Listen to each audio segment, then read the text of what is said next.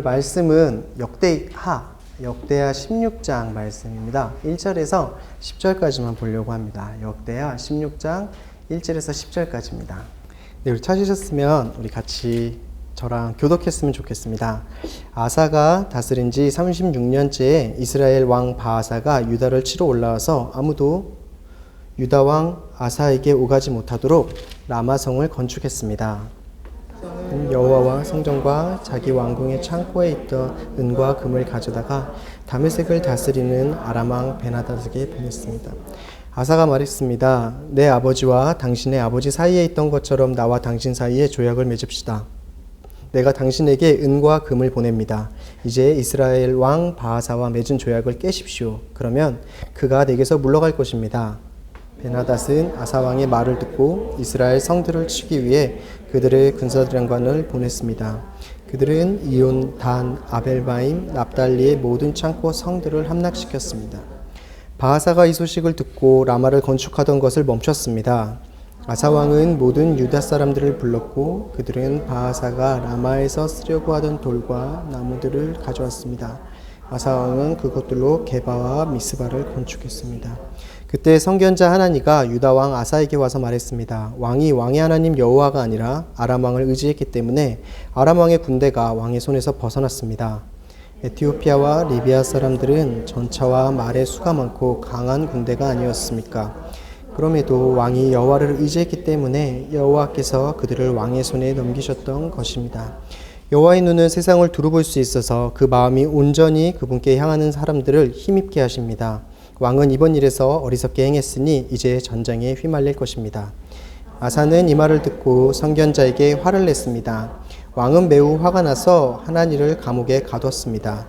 그때는 아사는 백성들 몇몇을 학대하기도 했습니다. 아멘.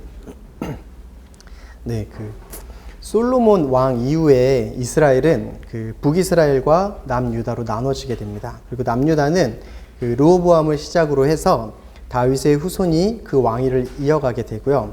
그 다음에 아사 왕은 다윗의 후손 르호보암을 시작으로 해서 세 번째 왕입니다. 41년 동안 남유다를 다스렸고 여호와의 눈앞에서 선하고 올바르게 행동했다고 평가받는 왕 중에 한 사람입니다.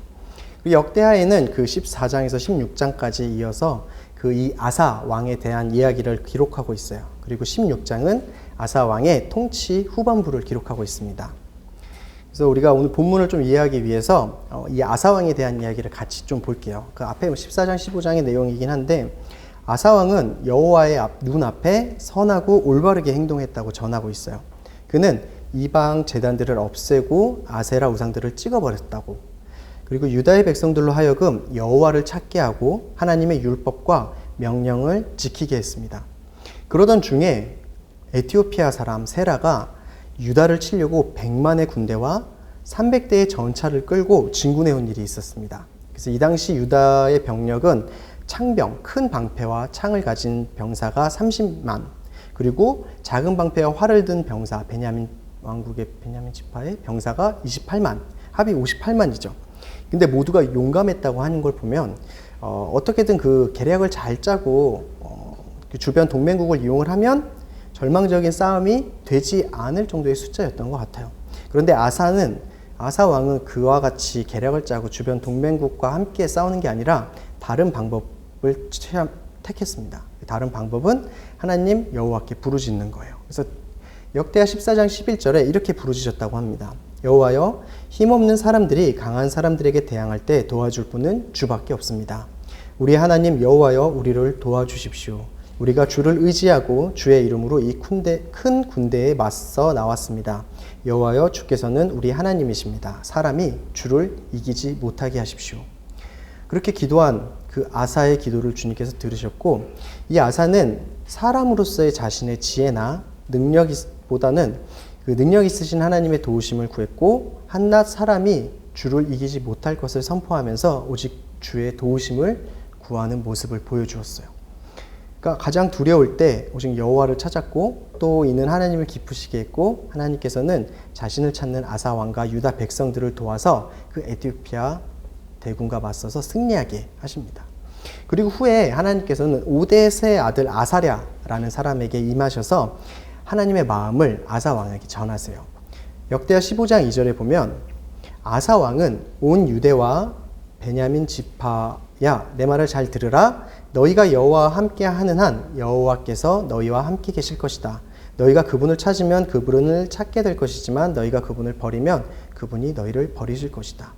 이와 같은 그 하나님의 권면에 그리고 잘하고 있다라는 격려에 마음을 강하게 하고 힘내라는 그 격려에 아사왕은 용기를 얻고 유다를 정결하게 하는 일에 박차를 가해요. 그래서 유다와 온 베냐민 땅에서 우상들을 또 없애고 또 여호와의 성전 앞에 있는 그 제단을 고쳤습니다. 그러니까 여호와께 드리는 제사, 그 예배를 순수하게 지켜나가려는 의도를 보인 거죠. 그리고 이렇게 행하는 아사 왕에게 여호와께서 함께 하셨어요. 그래서 그것을 보고 유다는 물론 북이스라엘, 이제는 갈라진 그 나라에서도 남유다의 아사 왕이 보니까 여호와와 함께하는 것 같아 라고 여호와를 찾는 사람들이 국경을 넘어서 남유다로 속속 내려왔어요. 그래서 그들과 함께 아사 왕은 다시 한번 하나님 앞에 약속을 합니다. 하나님 앞에 번제를 하고 자신과 온 백성들이 온 마음과 영혼을 다해 조상들의 하나님 여호와를 찾겠습니다 라고 약속을 해요. 그리고 그렇게 약속한 그들은 마음을 다해서 하나님 여호와를 찾았어요. 그러자 하나님께서도 백성들을 만나주시고 함께 해주십니다. 그뿐 아니라 이 아사 왕은 자신의 어머니, 그러니까 이제 자기가 왕이니까 어머님의 데비죠. 그 데비 자신의 어머니를 폐위시킵니다. 왜냐하면 어머니가 아세라 목상을 만들었고 아세라 신을 섬겼기 때문에 우상을 만들었다고 어머니를 폐위시키고 그 만든 아세라 목상을 부셔버리죠. 그렇게 온전히 자신의 마음을 여호와께 드렸어요. 그리고 여호와를 찾았던 바로 그 사람이 아사 왕이었던 거예요. 온전히 여호와를 찾겠다는 약속을 백성들과 함께 여호와께 드린 게 통치한 지 15년째 되는 해였거든요. 그리고 이후 35년까지 20년간 여호와의 보살핌으로 유다 땅에는 전쟁이 없었다고 합니다. 그리고 역대하 16장으로 이어지는 거예요. 바로 그 왕인데 1장에 아사가 다스린 지 36년째 이스라엘 왕 바아사가 유다를 치러 올라와서 아무도 유다 왕 아사에게 오가지 못하도록 라마성을 건축했습니다. 이 라마성은 예루살렘부터 북쪽으로 약 6km 정도 떨어져 있었다고 합니다. 6km 정도면 날씨 좋으면 이렇게 눈으로도 보일 수 있는 거리죠. 그 정도 떨어져 있었는데 거기에 성을 건축한 이유는 첫째로 북이스라엘에서 더 이상 남유다로의 그 사람들의 이동을 막기 위해서였어요. 남유다 아사 왕이 참 여호와와 동행하는 것 같다라는 그 소문 때문에 북이스라엘에 있는 하나님의 사람들, 하나님을 구하는 사람들이 내려왔거든요. 그러니까 그것을 온천 차단하겠다라는 의도로 일단 라마성을 틀어 막습니다. 라마성을 건축해서 그리고 또 두 번째로는 그 유다 예루살렘에서 가깝잖아요. 그러니까 남유다를 치기 위한 전초 기지의 개념으로 라마성을 건축한 거예요. 중축하고. 그래서 그 예루살렘 가까이에 굳건한 성을 세워서 남유다를 공격해서 이제 함락시키려는 의도를 가지고 있었습니다. 그러니까 이러한 바아사, 그 북이스라엘의 왕인데 이 바아사의 행동에 아사는 반응을 보였어요. 2절, 3절 제가 읽게요. 아사는 여호와의 성전과 자기 왕궁의 창고에 있던 은과 금을 가져다가 다메섹을 다스리는 아람 왕 베나닷에게 보냈습니다. 아사가 말했습니다. 베나닷에게 내 아버지와 당신의 아버지 사이에 있던 것처럼 나와 당신 사이에 조약을 맺읍시다. 내가 당신에게 은과 금을 보냅니다. 이제 이스라엘 왕 바아사와 맺은 조약을 깨우십시오. 그러면 그가 내게서 물러갈 것입니다. 아사가 머리를 썼어요. 아람은 북이스라엘의 더 북쪽에 있었거든요. 그러니까 이렇게 가운데 있는 형세예요. 근데 지금 그 북이스라엘 왕 바아사가 남쪽 경계에 내려와 있으니 이 북쪽에서 아람이 공격해서 들어가면 이쪽에 남쪽에 있던 그 바아사 왕이 놀래서 올라갈 것이다 라는 계산을 했던 것 같아요. 그래서 베나닷한테 요청을 하는데 여호와의 성전에 있던 은과 금 그리고 그러니까 하나님의 거죠. 그리고 여호와께서 자신에게 주신 자신의 왕궁에 있는 은과 금을 모조리 가지고 사람을 보내요. 그 아람 왕 베나닷에게 보냅니다. 그리고 베나닷에게 요청하기를 동맹을 맺고 북이스라엘과 지금 맺고 있는 동맹을 깨라고 말하는 거예요. 깨고 공격해라. 내가 이 은과 금을 주고 앞으로 조공을 바치겠다. 라고 약속하지 않았을까요? 뒤에 얘기는 이제 제 생각이에요. 그러니까 북이스라엘은 아까 얘기했다시피 바하사 왕은 북이스라엘의 남쪽 경계에 와 있잖아요. 그리고 아람 왕 베나닷은 이 얘기를 듣고 이 위쪽에 있는 성들 이온, 단, 아벨마임, 납달리, 그러니까 창고 역할을 하는 성들을 다 함락시켜 버립니다. 그러니까 아니나 다를까 남쪽 경계에 있던 그 라마성에 있던 그 바하사가 놀래서 디르사로, 그 당시 그 북이스라엘 수도였거든요. 디르사로 급히 돌아갑니다. 얼마나 급히 돌아갔냐면 라마성을 건축하던 그 재료들이 있잖아요. 그 재료들을 다 그냥 내버려 두고 급히 올라가게 돼요. 그래서 아사 왕은 그렇게 라마의 성에서 물러가는 그 바하사 왕을 보자마자 유다 사람들을 불러 모읍니다. 그래서 라마성을 짓던 재료를 챙겨와요. 그리고 나서 게바와 미스바라는 성을 건축합니다. 그것도 경계쯤에 있었는데 이게 이제 또 그가 바하사가 내려와서 남유다를 공격하려고 성을 증축할 때 그 성의 방어 기지할 수 있는 역할을 미리 건축하기 시작한 거예요. 그게 게바와 미스바입니다. 그래서 게바와 미스바를 건축함으로 북이스라엘 바하사 왕이 다시 공격해 들어올 걸 방비하는 거죠. 그러니까 이러한 아사 왕의 행동이 그냥 표면적으로는 외부적으로 봤을 땐 지혜로웠고 잘 대처한 것처럼 보이지만 하나님께서는 잘못한 것이라고 선지자 하나니를 통해서 이야기를 합니다. 아사 왕의 심중에 여호와를 의지한 것이 아니라 아람 왕을 의지했다고 해요. 그리고 그러한 마음에 따라 행한 일을 어리석게 행한 것이다 라고 일침을 놓습니다. 그러니까 잘 생각해 보면 이제까지 아사 왕, 아까 설명해 드렸던 그 아사 왕의 성정상 이해가 안 가잖아요. 하나님을 의지한 게 아니라 에티오피아 그 100만 군대가 왔을 때도 주님 앞에 부르짖어서 구함을 받았는데 지금 그 북이스라엘이 공격해 들어온 것도 아니고 그냥 성을 증축하는 그 모습을 보고 두려움이 왔는지 부르짖기보다는 머리를 썼어요. 아람 왕에게 조공을 바치고 아람 왕을 자기 편으로 끌어들여서 해결해야겠다라는 생각을 한 거예요. 그것을 하나님께서는 아람 왕을 의지했다 그래요. 여호와를 의지한 것이 아니라 아람 왕을 의지했다고요. 그래서 참 많이 여쭤봤던 것 같아요. 왜 이 선했던 왕이 주님 앞에 너무 이해할 수 없는 선택을 하고 이해할 수 없는 행동을 할까? 15장까지의 아사 왕이랑 16장의 아사 왕은 전혀 다른 사람 같아요. 20년이 지나서 그런가? 네, 네. 근데 성경에서는 무엇 때문에 아사 왕이 변했다라는 이야기를 하고 있지는 않습니다. 아사 왕이 왜 그렇게 행동했는지에 대해서는 말하지 않고 있어요. 다만 여호와가 아닌 아람 왕을 선택한 것에 대해서 아사 왕이 아람 왕을 의지했던 것에 대해서 그 변해버린 아사 왕에 대해서만 보여주고 있어요. 그러니까 여호와의 그 건지심에 대한 경험도 있고 여호와를 마음을 다해 찾으면서 여호와께서 주신 그 평안에 대한 기억에도 불구하고 아사 왕은 하나님을 찾지 않고 의지하지 않는 모습을 보이고 있는 거예요. 근데 재밌는 건 남유다의 역대로 선하다고 평가받는 왕 중에서 종종 이런 경우를 많이 볼 수 있다는 거예요. 히스기야라는 왕이 있습니다. 하나님 앞에 굉장히 선한 왕이라고 평가받고 유월절을 지키고 외부로부터 위협과 두려움 가운데서도 무릎을 꿇고 하나님 앞에 도우심을 구해서 구함을 받아요. 그리고 자신이 죽을 때에도 생명이 다한 걸 알고 주님 앞에 기도함으로써 15년이라는 시간을 허락받습니다. 그리고 온전히 하나님 앞에서 행하고 유월절과 율법, 말씀을 열심히 지켰던 왕이었어요. 그런데 그럼에도 불구하고 그 왕이 말년에 이상한 행동을 합니다. 이해할 수 없는. 역대하 32장 25절에 그 이야기가 나와 있는데 우리 같이 한번 볼까요? 역대하 32장 25절. 찾으셨으면 우리 같이 읽겠습니다. 그러나 히스기야는 마음이 교만해져 그에게 보여주신 은혜에 보답하지 않았습니다. 그리하여 히스기야와 유대와 예루살렘에 여호와의 진노가 내렸습니다. 이 전에 무슨 일이 있었냐면 히스기야가 기도로 15년의 시간을 허락받고 생명이 연장됐어요.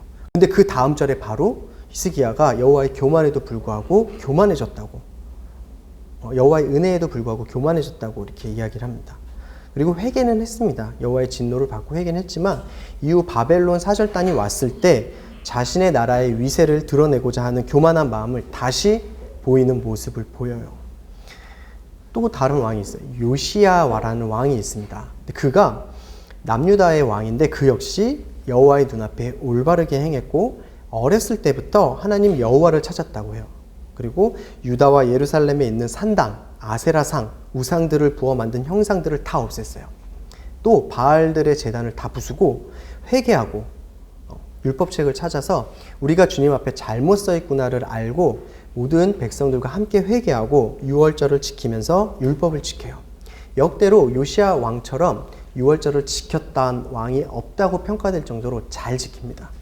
근데 그런 그도 이해할 수 없는 행동을 통치 말려내요. 역대하 35장 21절에서 22절인데 느고는 요시야에게 사람을 보내 말했습니다. 유다 왕이여, 왕과 내가 무슨 상관이 있겠소? 내가 이번에 치려는 것은 왕이 아니라 나와 싸우는 그 족속이요. 하나님께서 나로 속히하도록 명령하셨소. 하나님께서 나와 함께 계시니 하나님을 막는 짓을 멈추시오. 그래야 하나님께서 왕을 멸망시키지 않을 것이오. 그러나 요시야는 물러나기를 싫어하고 그와 싸우기 위해 변장했습니다. 요시야는 느고가 하나님의 명령으로 한 말을 듣지 않고 그와 싸우러 무깃도 평지로 나갔습니다. 여기서 말하는 그 느고는 애굽의 왕입니다. 그리고 그는 어딜 가는 길이었냐면 아시리아의 잔존 세력을 이렇게 도와서 바벨론과 전쟁을 하기 위해서 진군하는 중이었어요. 근데 이 시대에 그 이스라엘의 정세가 어땠냐면 이랬어요.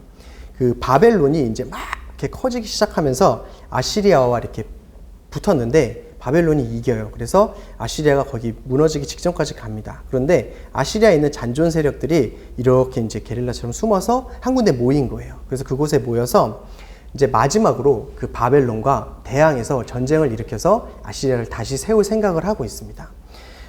근데 애굽이 그 상황을 보니까 바벨론의 커지는 위세가 너무 심상치 않았던 거예요. 그래서 저 아시리아 잔존 세력들을 좀 같이 힘을 모아서 이 바벨론을 쳐서 바벨론을 조금 꺾어놔야겠다라는 생각을 했었어요.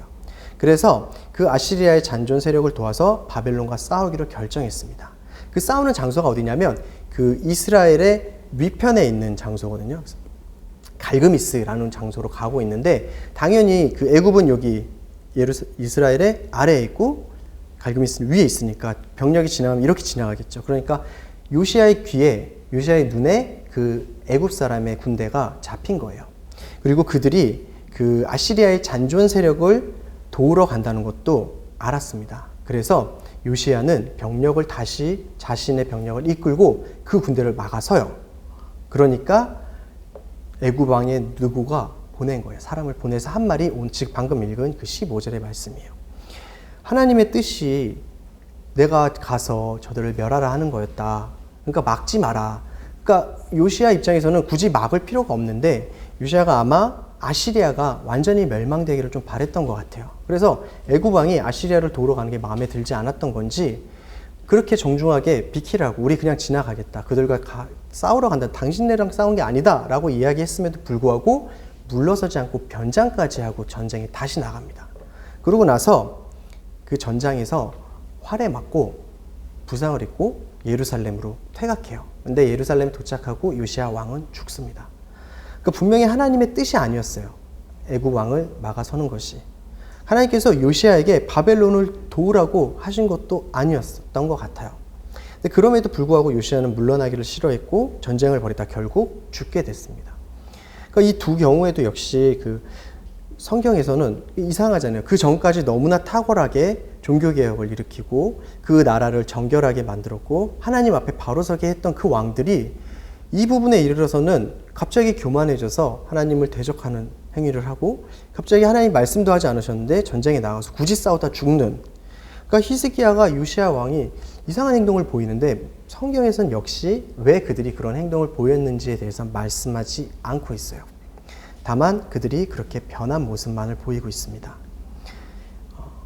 이것만 보여주고 있어요. 하나님을 찾을 때 하나님께서 주시는 평안과 번영, 그리고 그와 대조적으로 같은 사람이라 할지라도 하나님을 찾지 않고 등지고 버렸을 때 받게 되는 하나님의 진노와 벌에 대해서만 극명하게 보여주고 있어요. 또 사람이 이렇게도 변할 수 있구나 라고 그 엄청난 그 개혁을 하고 순전하게 하나님을 쫓던 사람이 믿을 수 없는 상태를 내비치면서 변한 모습을 볼 때 심지어는 어떻게 보면 믿음이 없는 것처럼 악화낭이나 할 법한 그런 행동을 하는 것을 볼 때 우리는 두려움을 가지는 것 같습니다. 그러니까 자기의 믿음의 연수나 얼마나 오랜 믿음의 신앙을 가졌다고 해서 그게 타락할 수 없다라는 근거가 되지 않는다는 거. 제가 아무리 오래 주님 앞에 예배하고 주님 앞에 매달려 있다고 해서 제가 주님 앞에 절대 죄를 짓지 않는 상태로 계속 앞으로만 나아간다는 보장이 없다라는 것. 오늘 이렇게 말씀을 준비하면서 아까 이제 나는 아무것도 아닙니다. 그 찬양 같이 하면서 이렇게 기도하고 있을 때 주님 앞에 이렇게 회개했던 것 같아요. 주님 앞에서 이렇게 열심히 해온다고 말씀 보고 묵상하고 또 공부하고 연구하고 이러면서 어느새 제 안에 그런 교만이 쌓였던 것 같아요. 그 주님이랑 그 기쁘게 교제하고 또 주님 안에서 부어주신 것에 감사하고 그렇게 믿음을 세워주실 때의 그러한 것은 있고 이 안에 쌓여버린 그 어떠한 믿음의 경지에 교만해져서 사람들의 얘기를 들으면 잘 듣지 않고 속으로 판단하고 속으로 정죄하고 겉으로 또 표현하지 않으면서 그렇게 악한 모습을 보이고 있는 그 모습을 보여주신 거예요. 그래서 제가 그 모습을 보면서 아사왕이 내 모습이랑 똑같다. 내가 그렇게 주님 앞에 주님을 쫓아온다고 이렇게 하고 하면 뭐하나 이렇게까지 와서 순간 어느 상태에 있는 나를 보면 그 죄 가운데서 교만하게 주님을 등지고 있는 모습을 볼 때 참 이 교만이 진짜 세상 제일 무섭다라는 생각을 좀 했던 것 같아요. 그렇게 그 훌륭했던 그 아사왕이 하나님을 의지하지 않았을 뿐 아니라 더 나아가서 심한 일을 합니다. 하나님의 뜻을 가지고 아사왕에게 진실을 말하는 책망하는 선지자를 핍박하기까지 해요. 아사는 10절에 보면 이렇게 얘기합니다. 아사는 이 말을 듣고 선견자에게 화를 냈습니다. 왕은 매우 화가 나서 하나니를 감옥에 가두었습니다. 그리고 그때 아사는 백성들 몇몇을 학대하기도 했습니다. 하나니가 일어났어요. 그래서 뭐라 그랬냐면 하나님께서 말씀하시는데 당신이 한 것은 아람 왕을 의지했지 여호와를 의지한 것이 아닙니다. 왜 당신이 에티오피아 사람들이 공격해 들어왔을 때 그 병사가 적어서 하나님을 의지했습니까? 그때도 그렇게 많았을 때도 하나님을 의지했는데 왜 이번에는 그렇게 의지하지 않고 이방 나라를 의지하는 것입니까? 당신은 여호와 앞에 어리석게 행하셨습니다. 라고 말하자 그 하나니를 핍박합니다. 어디 감히 왕에게 저와 같은 마음이 있었을까요? 어디 감히 이런 믿음에 여기까지 왔는데 내가 어떻게 여기까지 왔는데 나한테 네가 그런 소리를 할 수 있냐 라는 생각을 했었을까요?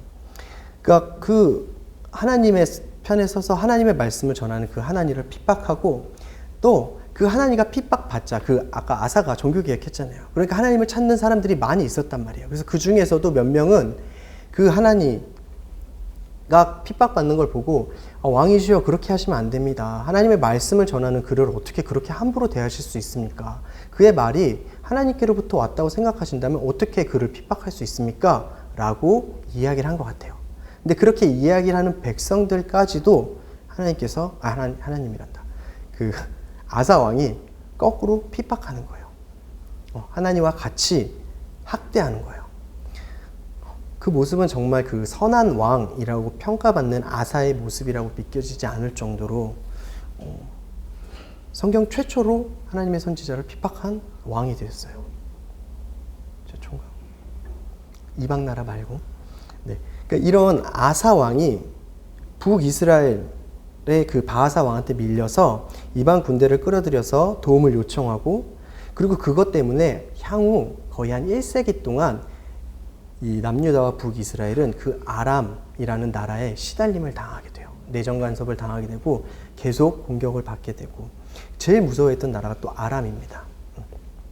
이제 그렇게까지 되면서 그 나라의 종이 되면서까지 살려고 하는 그 모습을 보면서 정말 그 순식간에 무너져버린 그 믿음의 모습에 대해서 우리가 경계해야 될 것 같습니다.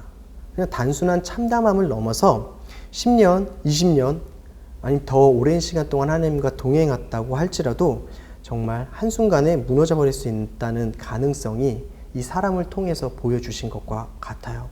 아사, 히스기야, 요시야. 성경에서는 사람 누구도 탁월하다고 표현하지 않습니다. 어느 누구나 그 안에 단점을 드러내면서 사람이 스스로 이룰 수 없다는 것을 많이 이야기를 하고 있어요.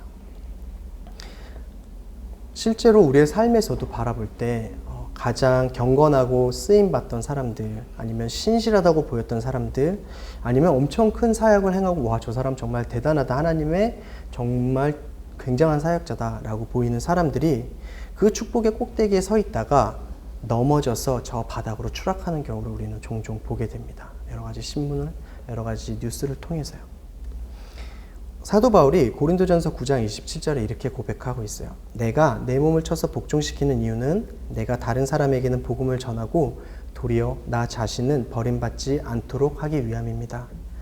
사도 바울은 자신이 복음의 은혜를 입었다는 걸 알고 있어요. 그리고 그 은혜를 입은 복음을 열심히 전하면서, 그러면서도 날마다 점검하면서 애쓴 것이 있습니다. 그것이 바로 자신의 몸을 쳐서 복종시키는 거예요.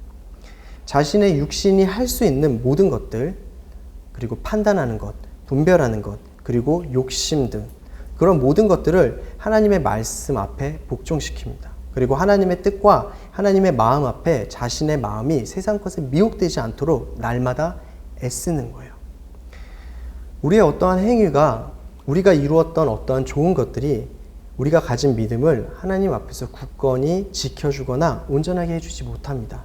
심지어는 아무리 오랜 시간 동안 믿음의 영광을 보아왔다고 해도 하나님께서 어제까지 함께 하시고 어제까지 엄청난 은혜를 부어주셨다고 하는 그 사실이 오늘도 하나님께서 나와 함께 하신다라는 사실을 보장해 주는 게 아닌 거예요. 어제까지 계셨으니 오늘도 계실 것이야 라는 것은 어떻게 보면 너무 모르거나 아니면 너무 교만한 마음에서 올라올 수도 있겠습니다.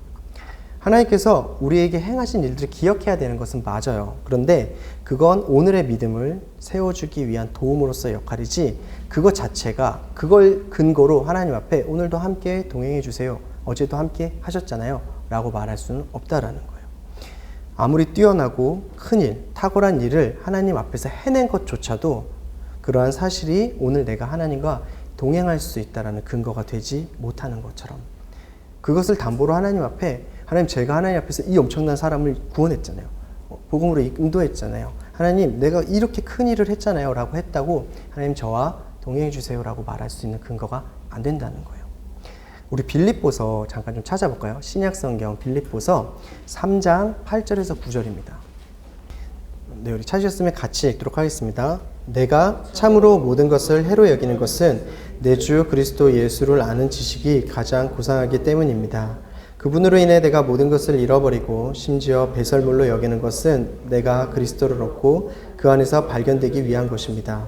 내가 가진 의는 율법에서 난 의가 아니요 그리스도를 믿음으로써 얻는 의 곧 믿음으로 인해 하나님께로서 난 의입니다.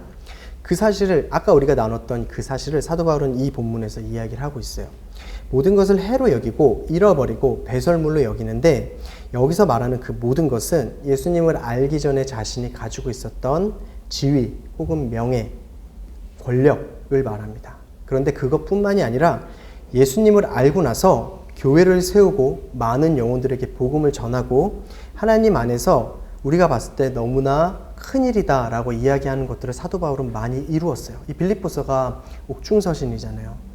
그러니까 그 로마에서 감옥에서 쓴 서신인데, 그럼 자신의 삶 동안 이루었던 그 큰 1차, 2차, 3차 전도여행을 통해서 이루었던 그 많은 동역자들과 그 교회들이 생각났을 거예요. 그렇지만 그것들도 자신에게 그리스도를 잊게 하거나 그리스도를 그때를 기억하면서 내가 그랬으니까 앞으로도 그러겠지 라는 생각이라든가 나는 그런 일들을 해냈어 라는 스스로 만족하고 교만하게 할 소지가 있는 모든 것은 심지어 하나님 안에서 한 일조차도 자신의 자랑으로 생각하지 않는다는 거예요.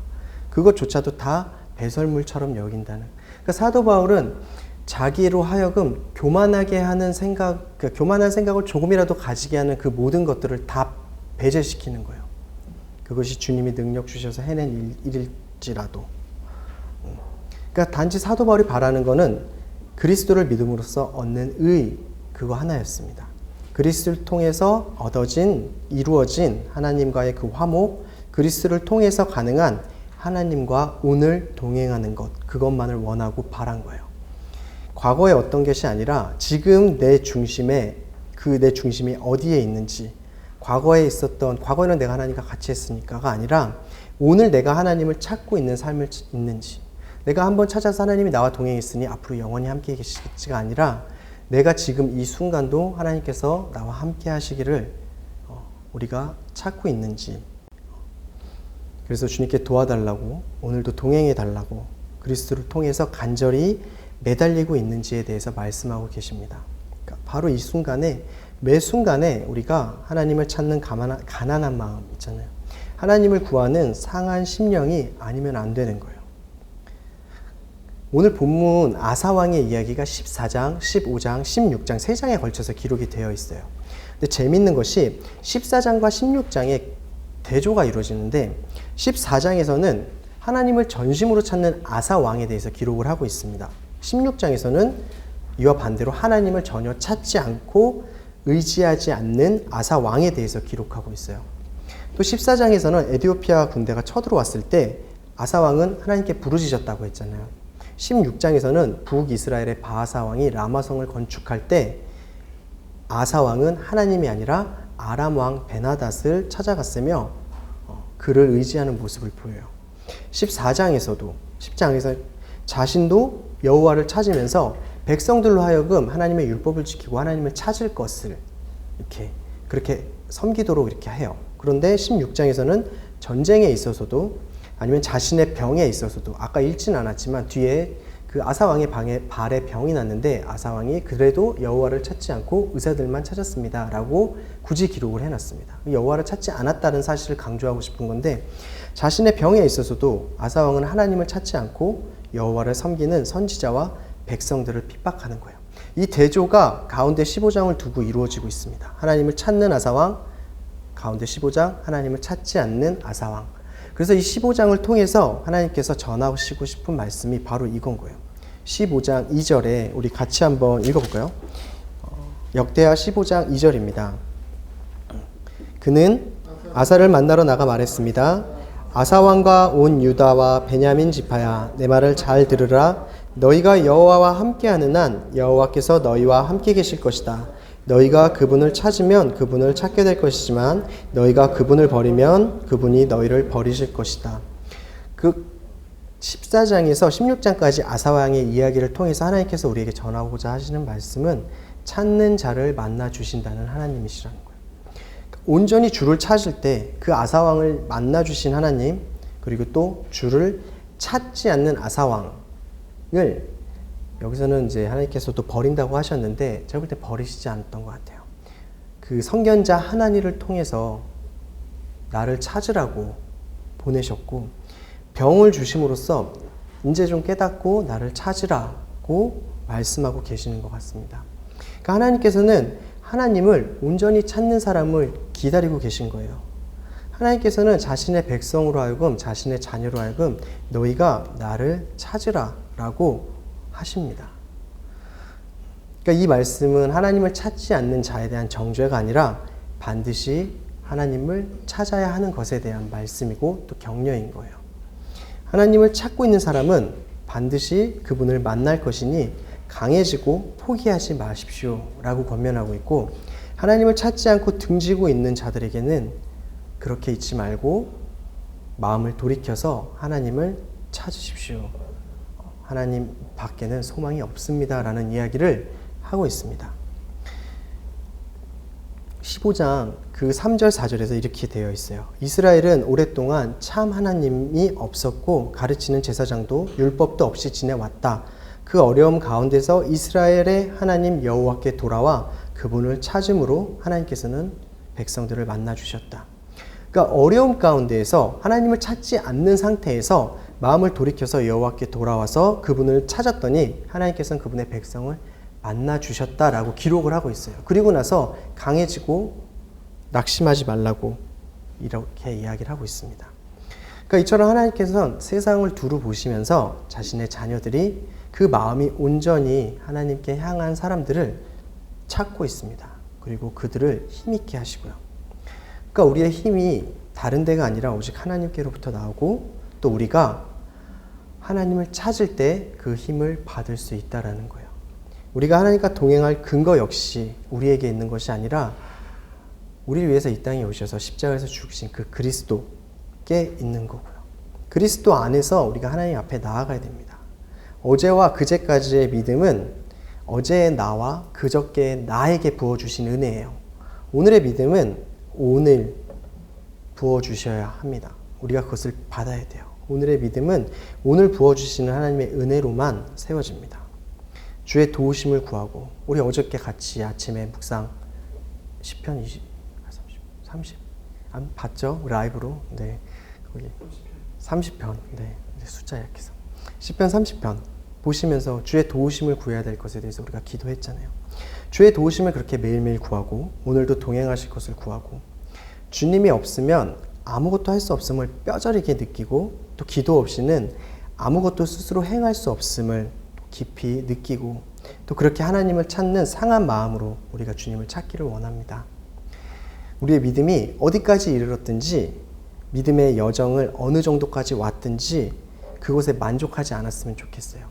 우리가 서 있는 자리가 절대 끝이 아닙니다. 우리가 평생을 뒤 한 번 돌아보지 않고 앞으로 달려간다고 해도 아마 예수님 계신 데까지 다 못 다다를 거예요. 그분이 오시기 전까지는, 그분이 내려오셔서 우리를 온전케 하시기 전까지는 절대. 그러니까 난 이만큼이면 됐어 라는 만족에 빠지지 않았으면 좋겠습니다. 오히려 그렇게 되는 것이 교만함으로 가는 지름길인 것 같아요. 나는 믿음이 이 정도 왔다. 나는 이제 드디어 완성에 가까웠다. 나는 하나님을 경험했고 하나님과 동행하고 있다.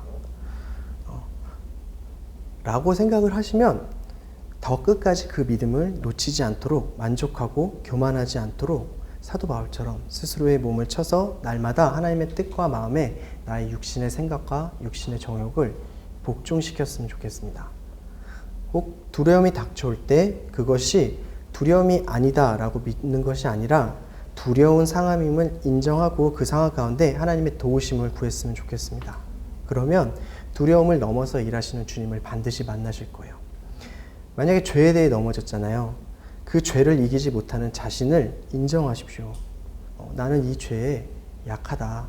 나는 이 죄를 내가 스스로 이길 수 없다. 이 모습이 나의 모습이다를 인정하시고 그 약함 가운데 그리스도의 능력을 구했으면 좋겠습니다. 그러면 그 연약함을 채우시고 때가 되면 그 죄를 넘어가는, 그리스도의 능력으로 넘어가는 그것을 경험할 수 있을 거예요. 기도 없이는, 주님의 도우심이 없이는 가장 일상적이고 너무나 당연한 일, 우리 숨 쉬는 것조차도 할 수 없음을 우리가 기억하고 매 순간 잊지 않고 하나님께 매달리고 하나님을 찾는 우리가 되었으면 좋겠습니다. 하나님을 찾는 것이 그런 것인 것 같아요. 나의 능력, 나의 지혜, 내가 할 수 있는 것들, 이렇게 하면 될 것 같은 것들, 아니면 하나님이 아닌 것들을 찾으면서 의지하지 않고 나의 약함이나 나의 죄성이나 나의 두려움을 부정하는 것이 아니라 그것을 인정하고 그 가운데 주님께서 오셔서 회복시키고 구원하시고 능력으로 견딜 수 있게 하시기를 구하면서 기다리는 거죠. 매 순간 하나님께서 일하실 수 있도록 내 의지와 내 육신의 욕심을 내려놓는 것, 주님께서 하시는 일을 방해하지 않도록 내가 하고 싶은 것, 내가 원하는 방법, 그런 모든 것들을 주님의 말씀 앞에 순복시키는 것이요. 주님의 도우심이 없이는 한 발자국도 나아가지 않겠습니다. 주님의 인도하심 없이는 내가 단 한순간도 살 수 없으니 꼭 반드시 그분을 만날 때까지 제가 기도하고 붙들고 매달리겠습니다. 라는 그 기도. 우리가 그렇게 주님 앞에 나아갈 때 그렇게 주님께서 그 안에서 또 기쁨과 소망과 즐거움을 부어주실 거예요. 주님과 동행하는 그 기쁨이 어마어마하잖아요. 그러니까 우리가 그렇게 주님을 항상 찾고 주님을 의지하고 주님의 도우심을 구하면서 살았으면 좋겠습니다. 고린도전서 10장 12절 제가 읽고 우리 같이 좀 기도했으면 좋겠습니다. 그러므로 선줄로 생각하는 사람은 넘어지지 않도록 조심하십시오.